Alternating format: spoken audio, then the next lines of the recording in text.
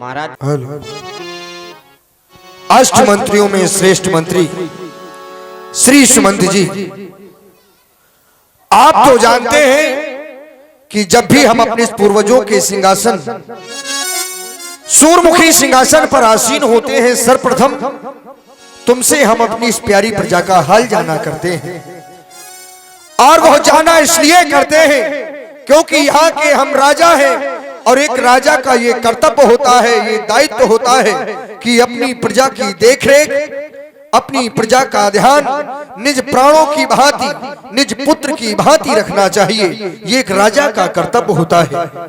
और जो राजा ऐसा नहीं करता वो राजा समाज में निंदनीय होता है, समाज में शोचनीय होता है।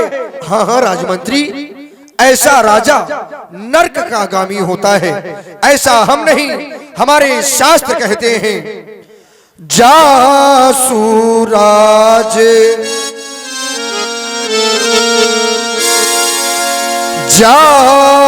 जासुराज प्रिय प्रजा दुखारी, सोन पुवबस, हाँ सोन पुवबस, नरक अधिकारी, सोन पुवबस।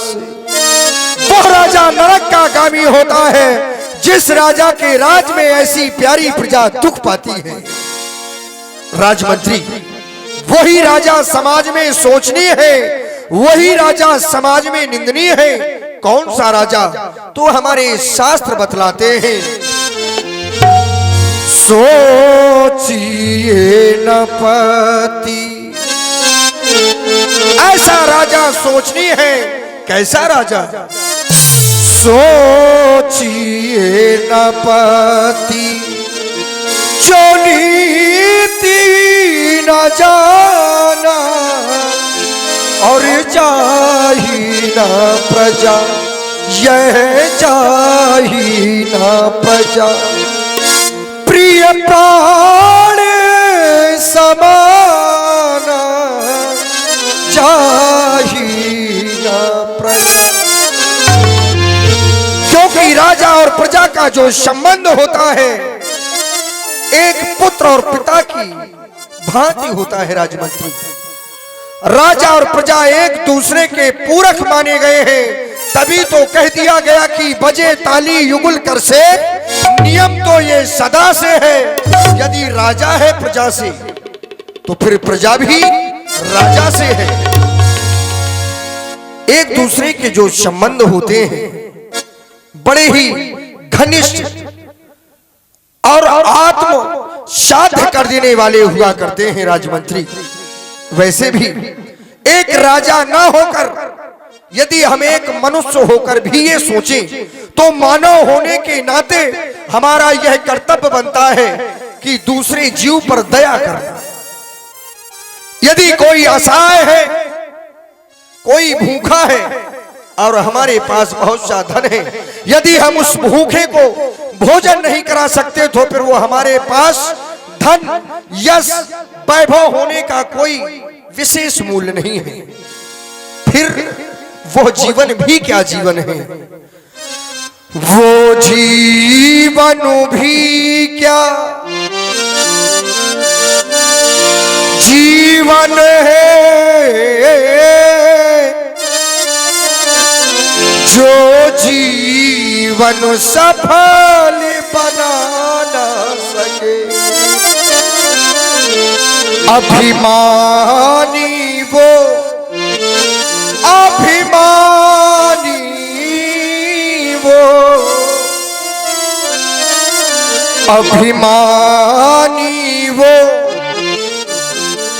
अज्ञानी है जो मन का मैल मिटा न सके। वो संगत भी, इस संसार में संगत का बहुत बड़ा प्रभाव होता है।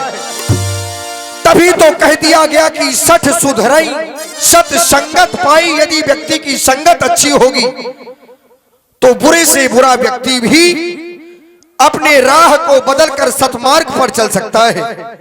लेकिन जहां पर वहीं पर परमात्मा की कृपा नहीं होती, व्यक्ति विवेकवान नहीं होता, तो संगत उसके जीवन में अच्छी नहीं हो पाती और जीवन भटक जाता है। और हाँ, ध्यान दें, इसी बीच महाराज दशरथ की सुंदर वाणी सुनकर के प्रभावित हुए हमारे रजत दीवान मुस्करा, अतुल दीवान मुस्करा, इनकी ओर से 500 पुष्प मुद्राएं प्रदान हो रही हैं। बहुत बहुत धन्यवाद, बहुत बहुत साधुवाद। वो संगत भी क्या संगत है,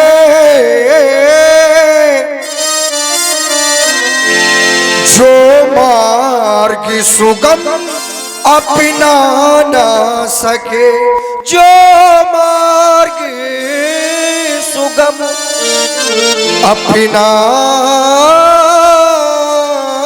ना सके। एक संगत होती है, एक सुसंगति होती है। जैसे व्यक्ति के जीवन में एक गुरुदेव भगवान होते हैं और दूसरे सदगुरुदेव भगवान होते हैं। जो गुरुदेव भगवान होते हैं वो हमें सांसारिक जीवन जीने की राह बताते हैं, लेकिन वहीं पर जब सदगुरुदेव भगवान होते हैं तो वो हमें संसार से विलग करके उस परमात्मा के चरणों में हमारे जीवन को समर्पित कर देते हैं। वैसे ही संगत और सुसंगत, वो सुसंगत भी क्या सुसंगत है, जो प्रीतम तक पहुंचा न सके, वो जीवन भी क्या जीवन है, जो जीवन सफल बना न सके। क्योंकि राजमंत्री, हमने तो देखा यहां तक है कि वो पहने जरी के चीथड़े ऐश का सामान समझे हैं। ये पहने जरी के चीथड़े ऐश का सामान समझे हैं और इस प्यारी प्रजा को गुलाम समझे हैं, स्वयं को भगवान समझे हैं। धिक्कार है ऐसे लोगों के जीवन पर। यद्यपि ये समय है बहुत ज्यादा देर तक आपका साथ देने वाला नहीं है। समय अपनी सीमा से चलता है और जिस मानव ने, जिस जीव ने समय के साथ अपने जीवन को बिताया है उसका जीवन अवश्य ही बना है, और जिसने समय का दुरुपयोग किया अवश्य ही उसके जीवन का कल्याण नहीं हुआ। इसलिए राजमंत्री, हम चाहते हैं कि हमारी इस प्यारी प्रजा की कुशलता कही जाए, जिसे सुनकर हमारा हृदय प्रफुल्लित हो। महाराज, आप जब भी दरबार पे आते हैं सर्वप्रथम अपनी प्रजा का हाल पूछते हैं, तो बताएं महाराज कि इस प्रजा में सभी प्रकार का आनंद मंगल है और गौशालाएं, पाठशालाएं सभी सुचारू रूप से चलाई जा रही हैं। कहां तक बतलाऊं महाराज की सिंह और राजा भी एक ही घाट पर पानी पी रहे हैं और सब आपकी प्रजा में कुशल मंगल है महाराज। क्यों नहीं राजमंत्री, यदि हमारी प्रजा में ऐसी प्रसन्नता है तो इसमें साधुवाद के पात्र आप लोग हैं, क्योंकि आपके दिशा निर्देशन पर ही हम इस सिंहासन पर बैठकर अपनी प्रजा की देखरेख करते हैं। लेकिन आज तुम्हारे द्वारा बतलाया जा रहा है कि महाराज, आपकी प्रजा संपूर्ण रूपेण अपना जीवन प्रसन्नता से यापन कर रही है। लेकिन नहीं, जो तुमने हमारी इस प्रजा का दर्शन किया है वो एक बाहरी दर्शन किया है, बाहरी। लेकिन जब हम अपनी इस प्रजा का दर्शन करते हैं, अपनी प्रजा की ओर दृष्टिपात करते हैं राजमंत्री, तो हम पाते हैं कि हमारी यह प्यारी प्रजा अभी दुख में है।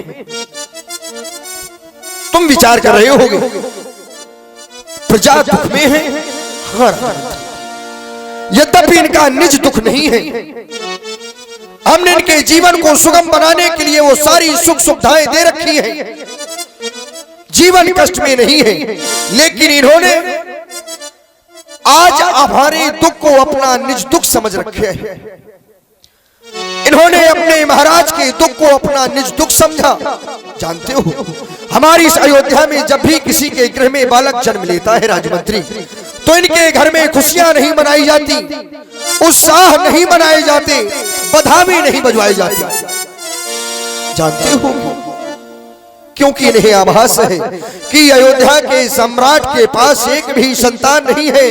राजा दशरथ अभी तक निपूता है। हमारे गृह में बालक का जन्म हुआ है। यदि हम खुशियां मनाएंगे तो कहीं हमारे बधावों की ध्वनि महलों में पहुंचकर महाराज के कानों तक ना पहुंच जाए, जो उनके हृदय को कष्ट पहुंचाए कि काश परमात्मा ने हमें भी एक पुत्र दिया होता तो हम भी महलों में खुशियां मनाते, बधाई बजवाते, मंगल गान करवाते। लेकिन राजमंत्री जानते हो, हमारा चौथा पन चल रहा है। मैं विचार कर रहा हूं, क्या हमारे सूर वंश से हमारी इस प्यारी प्रजा की सेवा करने वाला कोई नहीं होगा? क्या राजा दशरथ के बाद सूर वंश का नाम समाप्त हो जाएगा? क्या हमारे बाद इस सूरमुखी सिंहासन पर बैठने वाला, हमारे बाद इस राज्य को आगे की ओर बढ़ाने वाला कोई नहीं होगा? नहीं राजमंत्री, हमारा चौथा पन चल रहा है और ऐसा सिद्धांत कहता है कि यदि व्यक्ति का जीवन गृहस्थाश्रम में व्यतीत हो रहा है तो उसके जीवन में पुत्र का होना अति आवश्यक होता है। ये सिद्धांत कहता है कि बिना पुत्र नहीं नर गति पावे। बिना पुत्र के ये प्राणी का वंश गति नहीं कर सकता। गति का तात्पर्य होता है चलना। हमारे कोई संतान नहीं है तो हमारे बाद हमारा यह वंश यहां से समाप्त हो जाएगा। अयोध्या की प्रजा अनाथ हो जाएगी। इनकी रक्षा करने वाला, इनकी सहायता करने वाला सूरवंश से कोई नहीं होगा। ये दुख मेरे हृदय को खाई जा रहा है राजा। एक बार भट मन माही भय गलान मोरे सोतिना। हाँ, आज तो मुझे वो दृश्य भी मेरे नेत्रों के सामने आ रहा है राजमंत्री। तुम तो जानते हो कि हमारे मित्र देवराज इंद्र, जिनके यहाँ मैं सदैव जाया करता था, एक दिन हमारी महारानी कैकेयी ने हमसे पूछा कि महाराज आप नित्य कहाँ जाया करते हैं? मैंने कहा स्वर्ग। महारानी सुनकर हंसने लगी। मैंने कहा आप हंस रही हैं? बोले महाराज आप इस मृत्यु लोक में हैं, आज तक यहां से कोई सदेह स्वर्ग की यात्रा नहीं कर सकता। मैंने कहा तुम सत्य कह रही हो, लेकिन ये ब्राह्मणों की कृपा, गुरुओं का आशीर्वाद है जो मेरे जीवन में ये सौभाग्य प्राप्त है। महारानी कैकेयी ने कहा कि महाराज यदि आप जाते हैं तो स्वर्ग में मैंने सुना है पारिजात नाम का पुष्प है, आप उसे लाकर मुझे देंगे। मैंने कहा क्यों नहीं, मैं तो नित्य जाता हूं, तुम्हारे लिए मैं वो पुष्प अवश्य लाऊंगा। राजमंत्री मैं नित्य की बात गया, सभा विसर्जन हुई, मैं अयोध्या की ओर प्रस्थान करने लगा। मैंने आधा मार्ग तय कर लिया जब स्मरण आया कि महारानी ने हमसे पुष्प मांगा था। मैं पुनः अमरावती की ओर लौट गया। जाने के बाद में जब मैं उसी दरबार में पहुंचा तो सभी सिंहासनों को छोड़कर केवल एक सिंहासन को पवित्र करवाया जा रहा था। मैंने सेवक को बुलाया, कहा सेवक केवल इसी सिंहासन को पवित्र करवाया जा रहा है। कारण सेवक ने जो हमसे कहा सुनकर हमारा हृदय द्रवित हो गया। राजमंत्री मानो उस समय ऐसा आभास कर रहे थे कि आज राजा दशरथ तुम्हारे दोनों हाथ खाली है, तुम केवल मात्र एक कहने के चक्रवर्ती सम्राट हो, तुम तो एक भिखारी हो। जानते हो सेवक ने क्या कहा? कहा महाराज क्या आप नहीं जानते, इस सिंहासन पर अयोध्या का सम्राट चक्रवर्ती राजा दशरथ बैठता है और उसके कोई संतान नहीं है, ये स्वर्ग है। जब संतान नहीं है तो ये सिंहासन अपवित्र हो चुका है, हम इसे पवित्र कर रहे हैं। मैं वापस अपनी अयोध्या की ओर आ गया। समय चलते चलते आज ये समय आ गया कि मेरा बुढ़ापा आने को है और ये संसार तो नाशवान है। जो जन्मा सो निश्चय नासा, जो नासा सो पुनः प्रकाशा। लेकिन व्यक्ति को समय रहते अपने जीवन के लक्ष्य को प्राप्त कर लेना चाहिए। सिद्धांत बिना पुत्र नहीं नर गति पावे। ये मेरा कर्तव्य बनता है, मेरा दायित्व बनता है कि मैं अपने बाद अपने सूर्यमुखी सिंहासन को एक उत्तराधिकारी देकर अपने जीवन को सफल बनाऊं। फिर जब तक मेरे जीवन में पुत्र नहीं होंगे तो ये कार्य आगे की ओर कैसे चलेगा। बस यह विचार अब हम अपने श्री गुरुदेव भगवान के चरणों में कहेंगे। आज के राज दरबार को यहीं पर विसर्जन कर दिया जाए, विसर्जन कर दिया जाए। हम गुरु सदन चलते हैं। अभी तक तो निभाया है, आगे भी निभा लेना। गुरुदेव दया करके मुझको अपना लेना। गुरुदेव दया करके मुझको अपना लेना।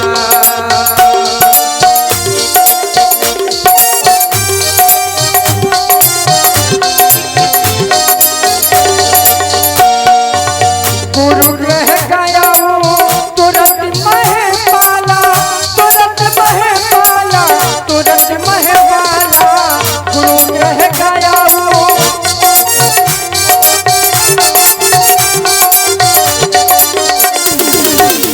गुरुदेव दया करके। और इधर महाराज दशरथ अपने मन में ये सारे पुत्र के प्रति सोचते हुए अपने गुरु के पास जाते हैं और मन में तरह तरह के विचार करते हैं और सोचते हैं कि हे प्रभु, गुरु से हमारी जल्द ही भेंट हो जाए। और सोचते हैं कि गुरुदेव दया करके मुझको अपना लेना। गुरुदेव दया करके मुझको अपना लेना। गुरु ग्रह गया वो तुरंत मह पाला, गुरु ग्रह गया वो तुरंत मह पाला। चरण लागे करी विनय विशाला, चरण लागे करी विनय विशाला। गुरुर ब्रह्मा गुरुर विष्णु गुरुर देवो महेश्वरा, गुरुर साक्षात परब्रह्म तस्मै श्री गुरुवे नमः। संसार में गुरु की महिमा विशेष बताई गई है। यदि एक व्यक्ति से वह परमात्मा रुष्ट हो जाए तो गुरु के चरणों में वो सामर्थ्य है कि उस व्यक्ति के जीवन का कल्याण कर सकते हैं। व्यास जी उस व्यक्ति के जीवन का कल्याण कर सकते हैं श्री गुरुदेव भगवान। लेकिन यदि उसी व्यक्ति से उनके निज गुरुदेव भगवान रुष्ट हो जाएं तो फिर परमात्मा में भी वो सामर्थ्य नहीं कि उस व्यक्ति के जीवन का कल्याण कर दे। गुरु विरोध नहीं को जग त्राता उसकी रक्षा। इस संसार में कोई नहीं कर सकता जिसका विरोध निज गुरुदेव भगवान से हो। सो ऐसे श्री गुरुदेव भगवान के चरणों में सेवक दशरथ का प्रणाम स्वीकार हो, प्रणाम स्वीकार हो। वैसे भी आप जैसे महापुरुष संतों के दर्शन मात्र से व्यक्ति के जीवन के पापों का क्षय हो जाता है। संत दर्श चिंपातक तरई, संतों के दर्शन से पापों का विनाश हो जाता है। श्री गुरुदेव भगवान आपके चरणों की रज आज मेरे मस्तक का चंदन बन रही है। मेरे नेत्र सफल हो रहे हैं आपके चरणों के दर्शन करके। मोर पावन दो नैना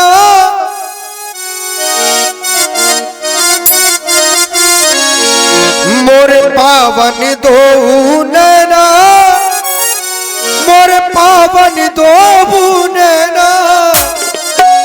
प्रभु के ऋषि के पावन देखे पाँव, मोरे पावन दो नैना। उनके पावन देखे पाँव, मोरे पावन दो नैना। मोरे पावन दो नैना, मोरे पावन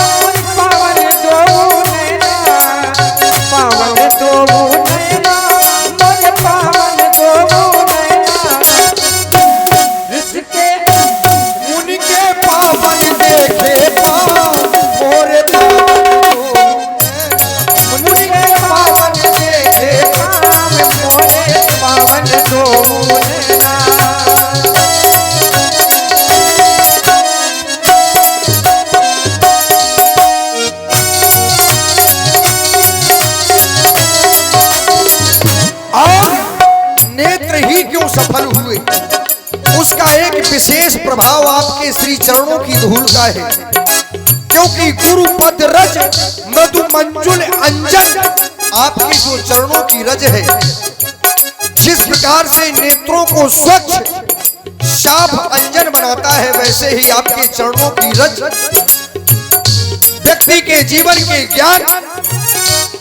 ज्ञान को स्वच्छ बनाती है। श्री गुरुदेव भगवान।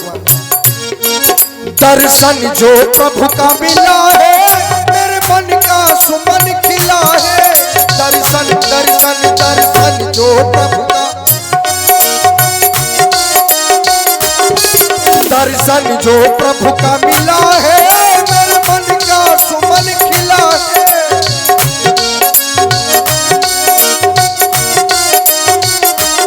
सारी सृष्टि के आधार मोरे पावन को, सारी सृष्टि के आधार मोरे पावन को।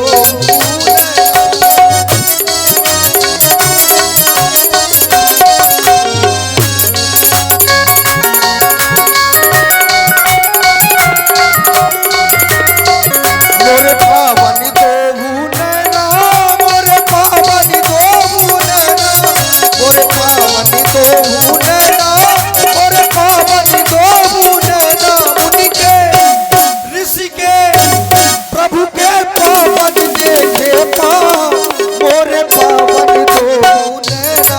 मुनि के पावन देखे पाँव, मोरे पावन दो नैना।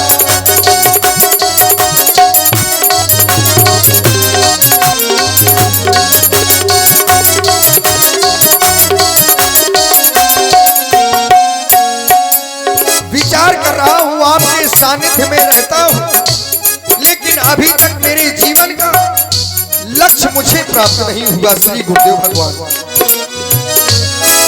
दर्शन जो प्रभु का पाऊं, मैं जीवन सफल बनाऊं। दर्शन दर्शन दर्शन जो पाऊं, मैं जीवन सफल बनाऊं। जीवन को सफल बनाओ। दर्शन जो प्रभु का पाऊं, मैं जीवन सफल बनाऊं। दर्शन जो प्रभु का पाऊं, मैं जीवन सफल बनाओ। इनके इनके इनके चरणों में धूप और छाँव, मोरे पावन दो नैना। इनके चरणों में धूप और छाँव, मोरे पावन दो नैना। मन दो नैना, मोरे पावन दो नैना, मोरे पावन दो नैना, मोरे पावन दो नैना। प्रभु के मुनि के ऋषि के पावन देखे पाँव, मोरे पावन दो नैना। मुनि के पावन देखे पाँव, मोरे पावन दो नैना। ऋषि के पावन देखे पाँव, मोरे पावन दो। अहम त्वं वंदे, अहम त्वं वंदे। राजन, तुमने प्रणाम किया है तो तुम्हारे लिए मेरा आशीर्वाद। निडर हो अरते सदा, समर न जीते कोई।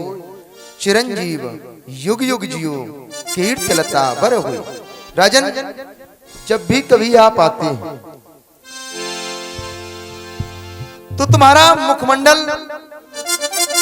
सदैव खिला हुआ रहता है, लेकिन आज जिस समय मैं तुम्हारे मुखमंडल की ओर दृष्टिपात करता हूं तो मानो ऐसा हमें लग रहा है कि तुम महान कष्ट के सागर में गोते खा रहे हो। बहुत तुम्हें दुख है। राजन, ऐसा क्यों हमें लग रहा है? श्री गुरुदेव भगवान। राजन, आखिर इस संसार में कौन सी ऐसी बात है जो आप नहीं जानते, फिर भी आपने मुझसे पूछा है। आपकी कृपा से मेरे जीवन में किसी वस्तु की न्यूनता नहीं है।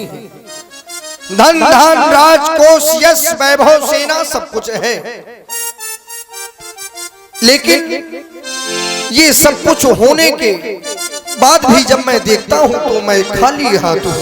मेरे पास निजी दुख सुख सब गुरु ही सुनायो।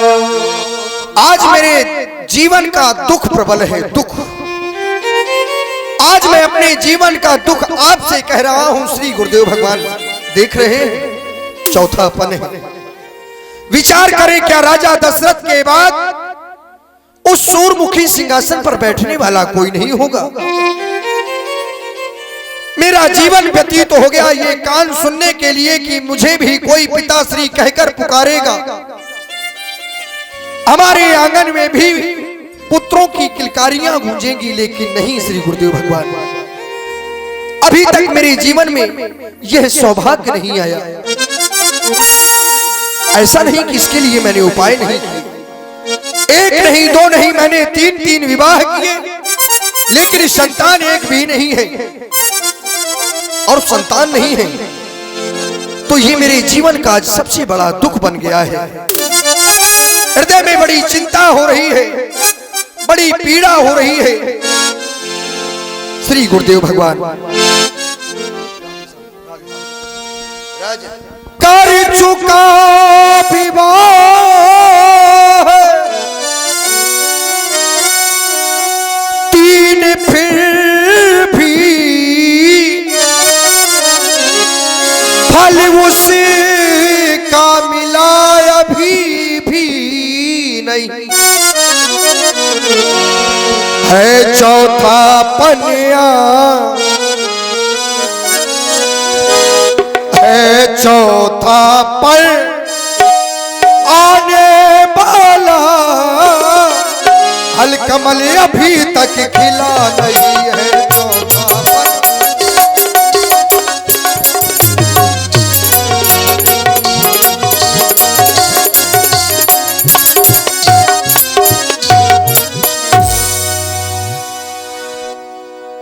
श्री गुरुदेव भगवान, मैंने 3 विवाह किए।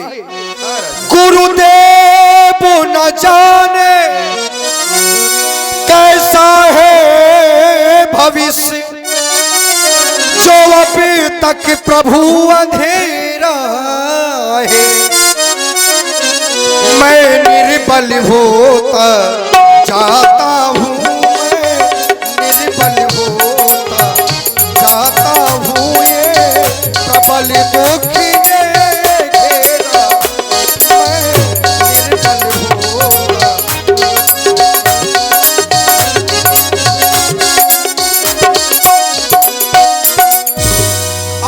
गुरुदेव भगवान, वो वृक्ष कहाँ शोभा पाता, जिसमें न एक भी फल होवे। वो मेघ कहाँ शोभा पाता, जिसमें न बूंद भर जल होवे।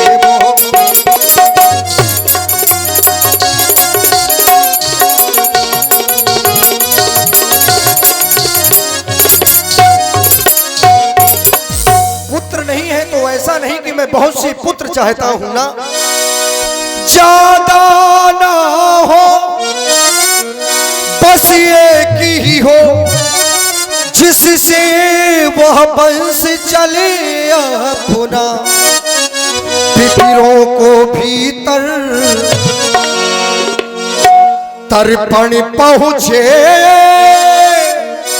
आगे को नाम बढ़े अपना। पितरों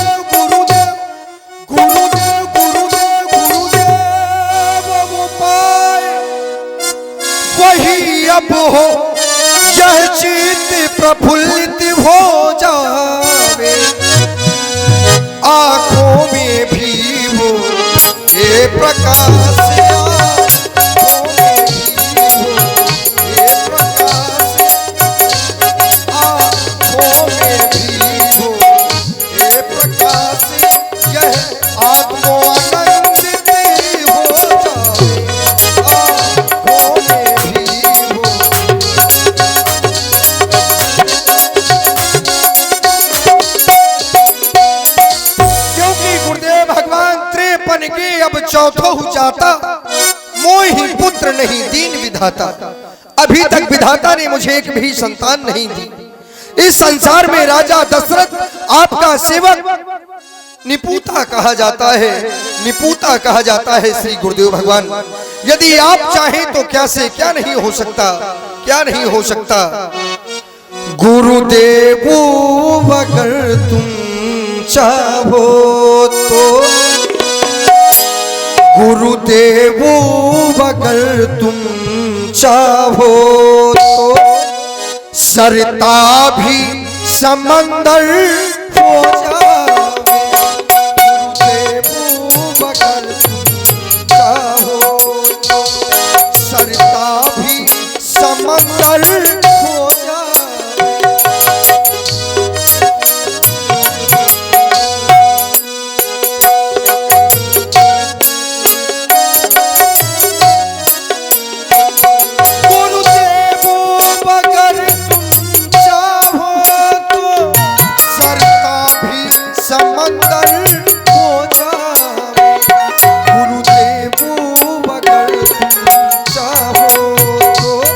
सरता भी समंदर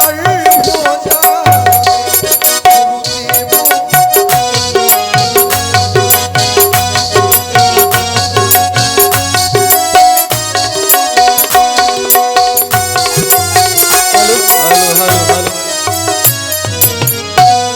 और ये 500 रुपए हमारे मान्य श्री रजत दीवान जी मुस्कुरा ये सुंदर यमुना पर देते हैं। रामलीला समिति से हार्दिक हार्दिक धन्यवाद। और ये 50 रुपए श्री संदीप प्रधान पहाड़ी और ये सचिन गुप्ता ये सुंदर यमुना पर देते हैं। रामलीला समिति से हार्दिक हार्दिक धन्यवाद। बहुत सुंदर कलाकार आपके ग्राम में पधारे हुए हैं। आप सभी लोग शांति का दान दें। कंकड़ पत्थर हीरे मोती, कंकड़ पत्थर हीरे मोती, पुखराज जवाहर हो जावे। गुरुदेव अगर तुम चाहो तो, सरता भी समंदर हो जावे। गुरुदेव अगर तुम चाहो तो, सरता भी समंदर हो जावे। सरता भी समंदर हो जावे। सरता भी समंदर हो जावे। अभी आगे बहुत सुंदर लीला है। हमारी माताएं बहनें बैठे, बहुत सुंदर लीला चरना है। आप सभी लोग देखते रहें। बहुत आगे बहुत सुंदर लीला प्रारंभ हो रही है। आप सभी लोग बैठे रहें। राजन, तुम्हारा जो दुख का कारण है वो पुत्र है। चौथापन तुम्हारा प्रारंभ हो गया, लेकिन अभी तक तुम्हें एक भी पुत्र की प्राप्ति नहीं। सबसे बड़ा दुख। लेकिन प्राणी के जीवन में सुख और दुख का आना स्वाभाविक है। अगर वह परमात्मा भी मनुष्य रूप में आएगा तो उसको भी जीवन में सुख और दुख का अनुभव करना पड़ेगा। लेकिन बात है जब पुत्र की, राजन तुम तो ज्ञानी हो,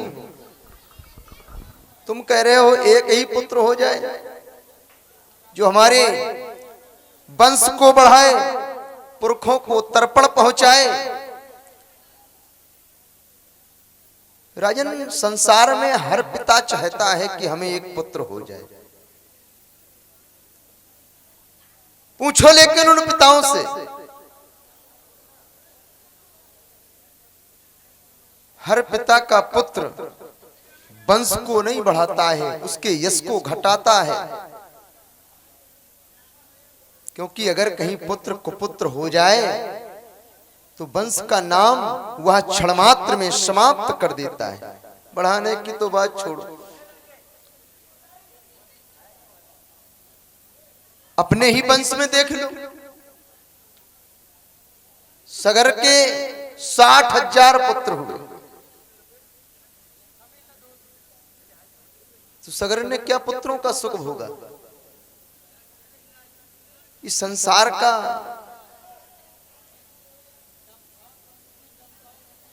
जो संसार के प्राणी अपने पिता, पुत्र, परिवार सबके में मोह में फंस जाते हैं। सबसे बड़ा यह मोह है। आज पुत्र मोह में तुम फंसे हो। श्री गुरुदेव भगवान, मेरे जीवन का यह मोह नहीं है। इस संसार में व्यक्ति मरने के बाद स्वर्ग जाना चाहता है, तो मैं तो जीवित स्वर्ग की यात्रा करता हूं। फिर मुझे मोह किस बात का। बिना पुत्र नहीं नर गति पावे। गति का तात्पर्य होता है चलना। मैं अपने वंश को आगे की ओर चढ़ बढ़ाना चाहता हूं कि मेरा वंश मेरे बाद भी चले। जैसे कि प्रत्येक पिता का यह कर्तव्य होता है और प्रत्येक मानव का यह लक्ष्य होता है कि मेरे बाद मेरे दायित्वों को कोई संभाले, मेरे पद चिन्हों पर कोई चले, उसका नाम चले। इसमें मोह की बात नहीं है राजन, यही तो मोह है। तुम्हारे विचार अच्छे हैं। संसार में हर पिता चाहता है कि हमें पुत्र हो, और हमारे वंश को चलाए, हमारे वंश को बढ़ाए, हमारे बुढ़ापे की लाठी बने। अवश्य, लेकिन संसार में हमने कहा जा तुम तो ज्ञानी हो। व्यक्ति इतना पुत्र मोह में फंस जाएगा कि वह अपनी दिनचर्या को भूल जाएगा। वही पुत्र जिस पिता ने अपने पुत्र के लिए बड़े उपक्रम किए, बड़े दान दिए, बहुत धन लुटाया, लेकिन अंत में वही पुत्र पिता का साथ नहीं देगा। पिता को मोक्ष के लिए गया ले जाने में भी संकोच करेगा। श्री गुरुदेव भगवान, आपने जो कहा वो सब सत्य है। आप हमारे श्री गुरुदेव भगवान हैं। आप जो कहें वही सत्य है। लेकिन राजा दशरथ के जीवन में यदि अभी भी है तो पुत्रों के प्रति केवल प्रेम है, और इसी प्रेम के कारण तभी तो ऐसा कहा जाता है, बंदऊ अवध भुआल सत्य प्रेम जही। केवल प्रेम, प्रेम आज भी है, प्रेम सदैव रहेगा। फिर जैसी आपकी कृपा हो वही उचित है। जब प्रेम की बात है तो प्रेम में तो परमात्मा भी अपने स्वरूप को बदलकर इस मृतलोक में भ्रमण करता है। प्रेम के कारण, प्रबल प्रेम के पाले पड़कर प्रभु को नियम बदलते देखा। अपना मान भले टल जाए पर भक्त का मान।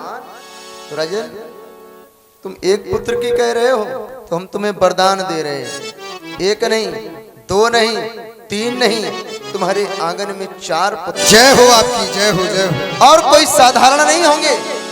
धरऊ धीर हुए सुतचारी, त्रिभुवन विदित भगत भयहारी। जय हो आप। जाओ मेरा आशीर्वाद। लेकिन एक काम करना है। श्रृंगी ऋषि वशिष्ठ बुलावा। जो विभांडक ऋषि के पुत्र श्री श्रृंगी ऋषि जी तुम्हारे मान पक्ष के हैं। हाँ, इनको लेकर चलें। सुंदर मनोरमा तट पर पुत्रेष्ठ यज्ञ किया जाए, जिससे तुम्हें पुत्र की प्राप्ति हो। जय हो। आए। श्री राम जय राम, जय जय राम। श्री राम जय राम, जय जय राम। श्री राम जय राम, जय जय राम। श्रृंगी ऋषि वशिष्ठ बुलावा।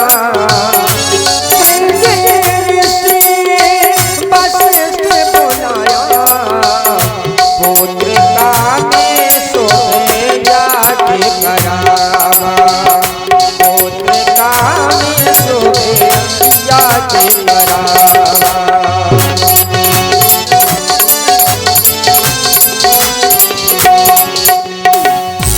पुत्र कामी शोभे जाके करावा। अवश्य शुभारंभ किया जाए। प्रदेश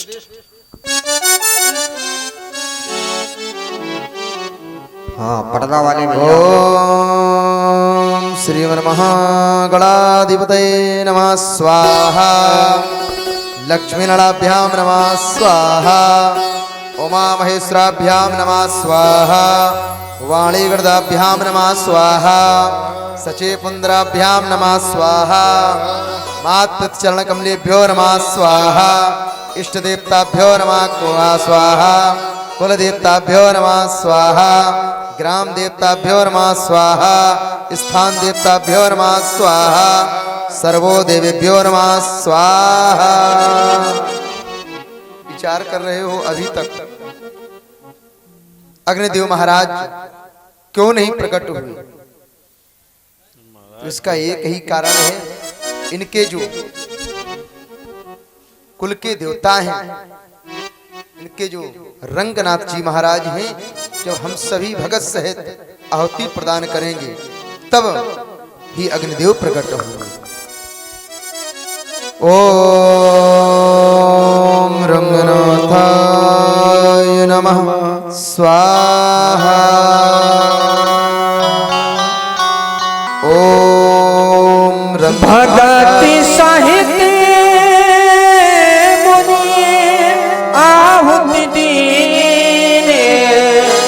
प्रगटे अनेरे चरु कर लीने। जय हो बोल अग्निदेव महाराज की जय हो।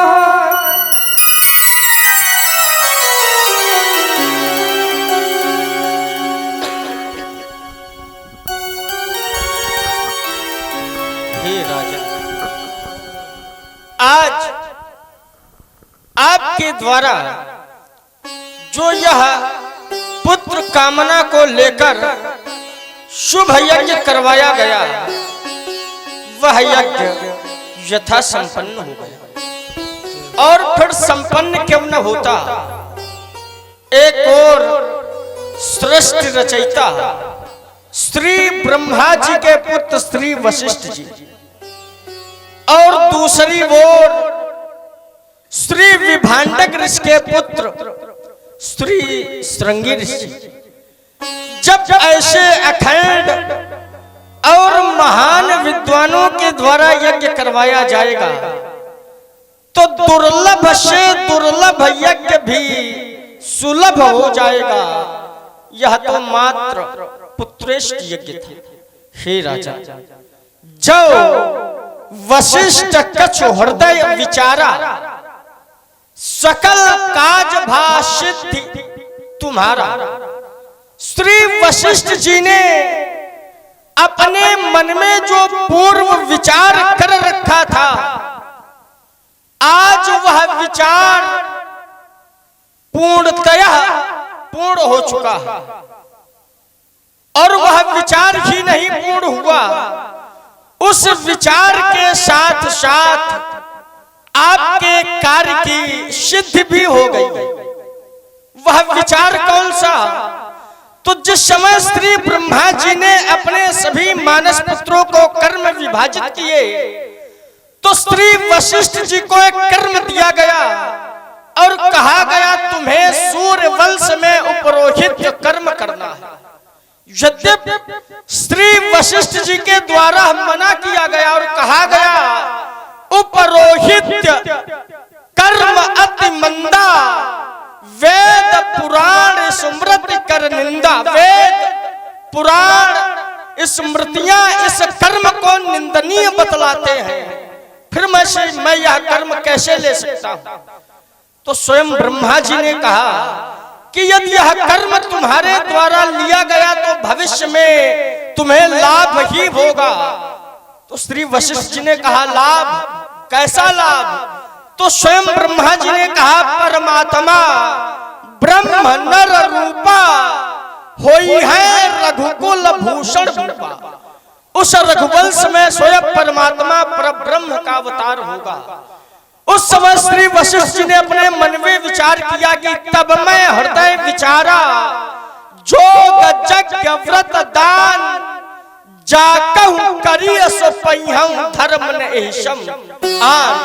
और वही हृदय का विचार जो वशिष्ठ कछु हृदय विचारा और वही विचार आज पूर्ण हुआ। आपके कार्य की सिद्धि भी उस पूर्णतया में सम्मिलित है। अब आपको कार्य यह करना है कि यह हवि बांट देव नृप जाई यथा योग जहि भाग बनाई। इस हव्य को यथा भाग बनाकर अपनी तीनों रानियों में बांट दें, जिससे आपको समयानुसार आपको आपके कार्य की प्राप्ति हो जाएगी। जय हो। बोलिए श्री अग्नि भगवान की जय हो। तभी आदेश भय पावके सकल सभय समुझाय परमानंद मगन नृप हरसिन हृदय समाय। अब हमारे आंगन में भी हेलो हेलो। और ये 101 रुपए झंडा बाबा